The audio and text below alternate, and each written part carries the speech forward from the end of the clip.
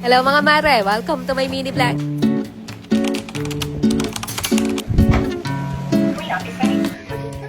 Ngayong araw mga mare, back to reality na naman nga ang Disney Princess. Tapos na ang pagpapaganda era at eto, back to pagiging inday ng tahanan na naman ulit tayo. Naging si Cinderella lang tayo ng mga ilang oras. Tapos eto, at back to dakilang alila na naman tayo ulit. Pero hindi, eto talaga yung pinaka-paborito kong role, yung pagiging nanay. Pero hindi rin naman siguro masama na lumabas tayo ng lunggahan natin paminsan-minsan. So eto, na-miss ko maglinis ng bahay mga mare. Medyo na-busy kasi talaga ako nitong mga nakaraang araw, kaya medyo makala. Baka bigla kayo magtaka bakit ang daming lata ng pintura dito sa may dining area namin. Dating kasi ito kanina mga mare from Davis Paint at dito ka na muna pinalagay. Everyday talaga ako naglilinis ng bahay, lalong-lalo na dito sa kusina namin dahil eto nga yung trono ko at ayaw na ayaw kong makalat dito. Kaya bago ako mag-shoot ng video at mag-edit, naglilinis muna talaga ako dito. Kamanya ko talaga ng lokong to, kala mo kakat ko yan, bahala ka dyan mabash. Lang ko, normal lang naman yan, pero minsan nakakainis na rin talaga yung mga pakalakalawit nila na ganyan. Pero wala akong masasabi dyan pagdating sa mga gawaing bahay dahil talagang tumutulong sa akin yan. Ayan nga, siya na ang nagluto ng tanghalian namin ngayon mga mare. Tapos ayun ang batang maliit at tamang laro lang dun sa may sala. Ayan, at hinugasan ko na rin muna tong konting hugasin namin dito. Pagkatapos kukudkudin ko na rin muna tong sink namin dahil medyo nalalabo na naman nga yung kulay. Medyo acidic kasi talaga yung tubig dito sa lugar namin mga mare, kaya ang bilis din talaga mamuti nitong lababo namin. At habang nagliligpit-ligpit ako dito, shoutout ko lang din muna tong kumare natin na medyo nagtatampo na daw sa atin. Sorry naman na mare ko, wag ka na pa na magtampo dyan. Huy! Gustuhin ko man kayo i-shoutout lahat, pero baka kulangin yung 3 minutes natin sa sobrang dami nyo at baka mas lalo din magtampo yung iba kapag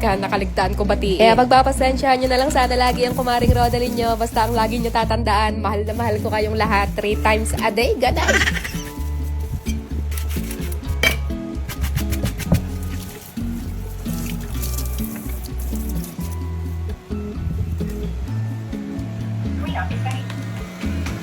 Dito naman sa sahig namin mga mare, gumagamit ako ng robot vacuum at ang laking tulong talaga sa akin yan sa paglilinis. Bali, pinadala lang yan sa akin dati mga mare at sobrang useful talaga niyan. Yun nga lang, medyo pricey talaga siya. Pero sobrang laking tulong din talaga niyan, lalo na nga kung napaka-busy mong tao. Kaya kung bet nyo rin, ilalagay ko na lang din yung link niyan sa comment section. Ang sarap talaga sa feeling kapag malinis ang buong bahay, parang ang sarap na lang ulit humilata.